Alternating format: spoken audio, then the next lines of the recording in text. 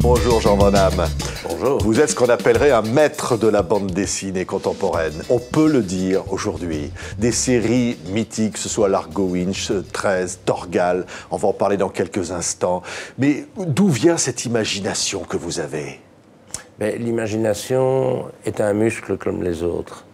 Il faut le faire fonctionner pour qu'il reste vivant, pour qu'il reste efficace. D'où vient l'imagination? Tous les gosses ont de l'imagination. Regardez les jouets, ils imitent ce qu'ils ont vu à la télé, les dessins animés. Avant, ils imitaient ce qu'ils lisaient dans les livres de contes. On disait que tu étais la princesse, etc., etc. Et puis, arrive un moment dramatique. Quel est le pire ennemi de l'imaginaire? Je vous le demande. Je ne sais pas. Le poil. Le poil? Oui, quand vous attrapez du poil en dessous des bras, que vous cessez d'être un enfant, vous ne voulez plus jouer. Bien sûr. Vous voulez être comme un adulte. Donc vous voulez dire que vous êtes resté un enfant, quoi. Vous n'avez pas de poils sous les bras? Non, parce que par un phénomène dermatologique que j'ignore, j'ai des poils ailleurs, mais pas sous les bras, j'en ai jamais eu. Donc ça doit être ça. Voilà, vous avez la réponse. Il y a beaucoup d'artistes en Belgique qui n'ont pas de poils sous les bras, qui sont restés des enfants, et c'est ça qui est extraordinaire. Parce qu'évidemment, vous grandissez en Belgique, vous êtes belge, et vous rêvez, parce qu'un jour, vous prenez votre sac à dos, et vous aviez envie de parcourir déjà le monde. Ah ben, je l'ai fait en autostop, j'ai fait 29 000 kilomètres en autostop dans 3 continents, seul. Oui. Ah, c'est fabuleux, une évasion extraordinaire. J'ai fait ça entre mes 16 et mes disons 23 ans. Oui.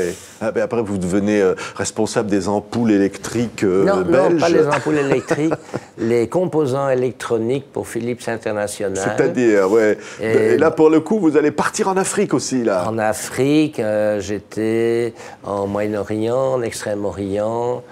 Pas en Amérique latine, je ne parlais pas espagnol. Donc j'ai voyagé, c'était très bien. Et puis je me suis retrouvé directeur des appareils ménagers en Belgique. Là, c'était beaucoup moins drôle. Je me suis rendu compte que je me trompais de vie, que je ne voulais pas devenir directeur général. Je me trompais de vie. J'écrivais déjà des histoires comme hobby.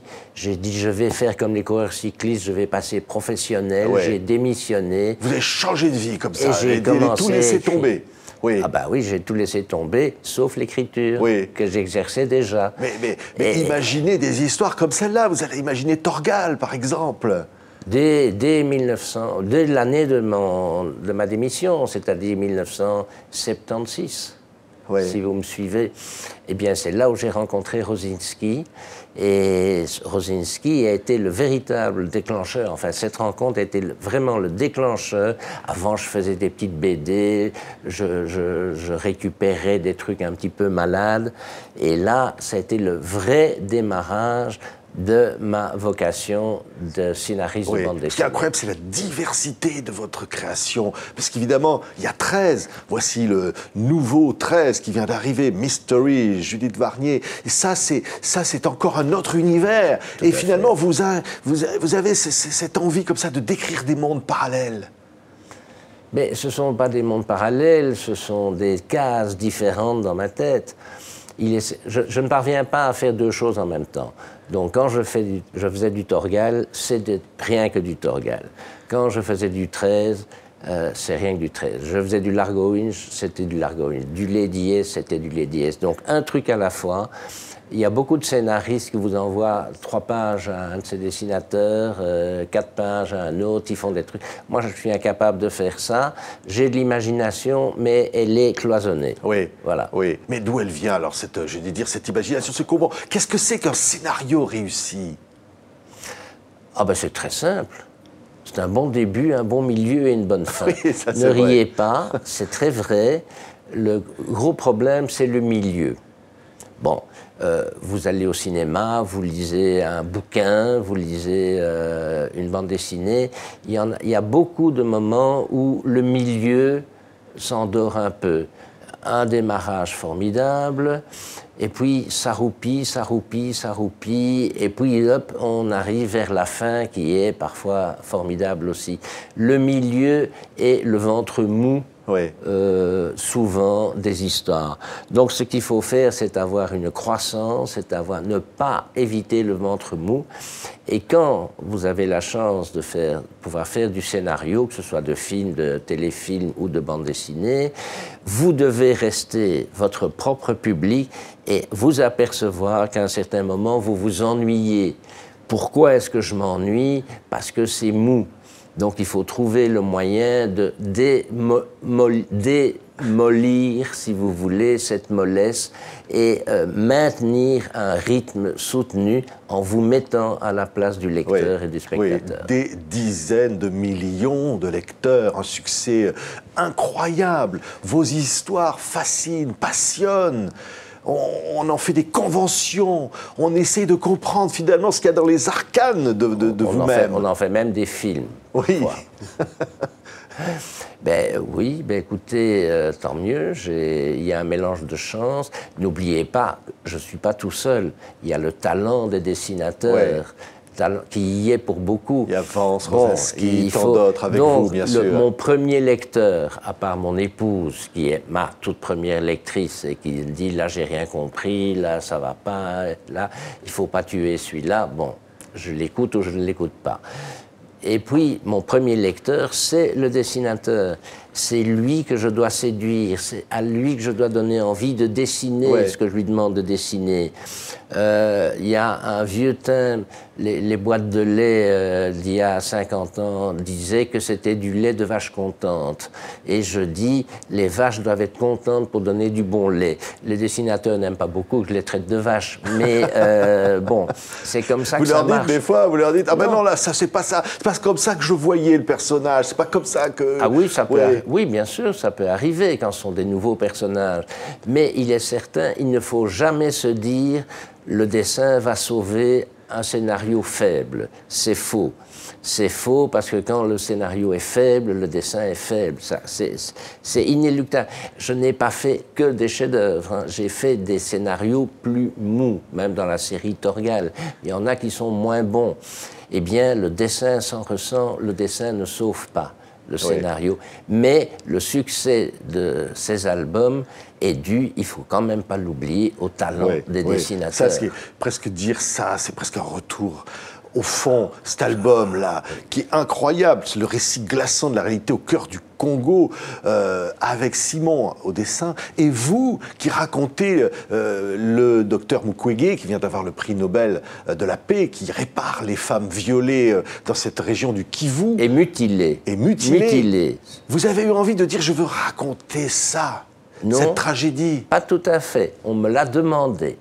Le docteur Mukwege a un ami proche qui est un très grand chirurgien belge, spécialiste en laparoscopie, je ne vais pas commencer à vous expliquer ce que c'est, et qui va régulièrement à Panzi donner un coup de main au docteur Mukwege pour réparer les femmes.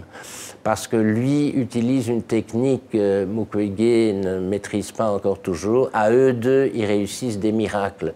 Vous savez, en 19 ans, combien de femmes Mukwege a réparé? 50 000. Ouais. Et il ne s'agit pas seulement de les réparer chirurgicalement, il faut les réparer psychologiquement. Ces femmes ont été meurtries parfois 1 an, 2 ans avant d'arriver à Panzi, et elles sont, écoutez, elles ont, je dirais, l'entrejambe complètement ravagée, mutilée, on les a transpercées avec des baïonnettes rouillées, avec des machettes, c'est épouvantable. Elles ont perdu toute confiance dans la vie, dans la société, c'est le but d'ailleurs recherché par les salopards qui les mutilent pour s'emparer de leur terre, parce que cette terre au Kivu est extrêmement riche, extraordinairement riche en magnésium, en coltan, en étain, en différents produits, surtout ce fameux coltan qui est essentiel pour la fabrication de vos portables, de vos iPhones, smartphones, etc. Ce coltan contient du tantal et ce tantal est le matériau le plus conducteur et le moins, je vais dire, attaqué par la rouille. Comment est-ce qu'on dit? Il n'est pas trouvez-moi le mot. Oui. Bon, Ouais, enfin, inoxydable. Oui, il est quasiment inoxydable. C'est un matériau unique dont, je dirais, la valeur n'est apparue qu'avec le début de l'informatique. Ouais. Avant, le Kivu était un terrain agricole. Oui, mais vous vous êtes dit, ça on peut le raconter en bande dessinée, on doit le raconter. Eh bien, ce ami chirurgien belge qui s'appelle le docteur Cadière, Guibert Cadière, a demandé à me rencontrer. Il a dit, voilà la situation que je ne connaissais pas, ou mal, et vous non plus, vous ne la connaissiez pas, parce qu'on n'en parle jamais. Est-ce que tu pourrais faire quelque chose autour de ça? Je n'ai pas voulu faire l'histoire de l'hôpital. J'ai mis une histoire fictive d'un jeune homme qui est envoyé là par sa multinationale. Ce jeune homme représente le lecteur qui découvre en même temps que lui l'horreur de ce qui se passe, et qui, bien entendu, la refuse, démissionne de sa boîte, est donc menacé, parce que la multinationale ne veut pas qu'on sache que ce coltan avec lequel ils fabriquent leurs appareils est un minerai plein de sang. Ils ne veulent pas le savoir. Ce minerai, le coltan, va à demi clandestinement au Rwanda, et c'est le Rwanda qui vend le coltan aux multinationales. Le Rwanda n'a pas 1 gramme de coltan dans sa terre, c'est le Rwanda qui le vend. Donc la multinationale ne veut rien savoir. Donc j'accuse les multinationales également là-dedans. Oui, c'est un livre presque militant. C'est un livre tout à fait militant, bien entendu. Et maintenant, que va-t-il se passer? Est-ce que la lecture de ce bouquin par les lecteurs va changer quelque chose? Je ne sais pas, je ne pense pas. Je crois que ça ne pourra changer là-bas que si le Congo, qui est un État souverain, lui réagit et fait le nécessaire pour, je dirais, se débarrasser de ces rebelles qui viennent généralement, qui viennent du génocide du Rwanda. Ce sont des génocidaires qui sont là.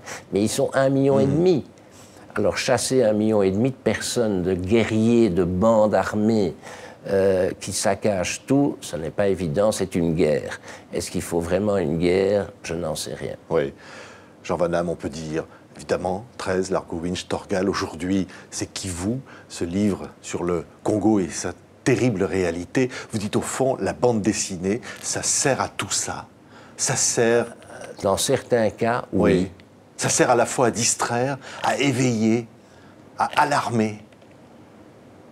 Oui, mais on va parler du Kivu, pas seulement à cause du bouquin, on va parler du Kivu à cause de vous, grâce à vous, grâce aux journalistes qui se sont intéressés à ce bouquin, qui font des articles, nous faisons une émission, on parle du Kivu. Bon, peut-être, les gens vont peut-être avoir envie d'acheter le bouquin pour voir ce qui se passe, mais seulement c'est grâce à l'écho que vous en donnez que quelque chose va peut-être changer. Quelque chose, je l'espère, mais ça demandera... On n'a pas envie d'avoir une nouvelle Syrie, d'avoir un nouvel Irak, d'un nouveau Yémen. On voudrait que ça puisse se faire le plus pacifiquement possible, mais la situation est quand même extrêmement tendue et compliquée, comme je l'explique là-dedans. Merci Jean Van Damme. Là, vous revenez à 13. Hein. Vous aviez quitté, vous revenez là. Je reviens. Vous revenez au bercail. J'ai été directeur de cette collection parallèle, je dirais, de la série mère, qui s'appelle Les 13 Mystéries, où j'ai sélectionné 13 scénaristes, dont moi. 12 scénaristes, donc, pour choisir un personnage secondaire et raconter autour de ce personnage secondaire une histoire qui s'inscrit dans la série mère, mais qui révèle quelque chose qui n'avait pas été révélé dans la série mère. Je m'étais réservé Judith Warner, qui est un personnage que j'aime bien, et je savais que je ferais le dernier. Donc évidemment, tous les autres que j'ai un peu coachés m'attendent au tournant. Je ne sais pas encore, ça vient de sortir, donc je ne connais pas encore la réaction de mes chers confrères scénaristes. Voilà, j'ai essayé de faire aussi bien qu'eux et je me suis bien amusé, mais ça n'est pas du tout militant, comme vous le savez. Là, c'est purement distrayant dans le cadre de la série mère, de la série 13. Merci. Jean Van Damme était aujourd'hui notre invité. On était très, très heureux. Très heureux de vous recevoir. Merci beaucoup. Eh bien, Tchenkouye, comme vous direz à notre ami Grégor, ça veut dire merci. Grégor Rosinski. Et Do Vilsenia, ce qui veut dire au revoir. Merci beaucoup, Jean Van Damme.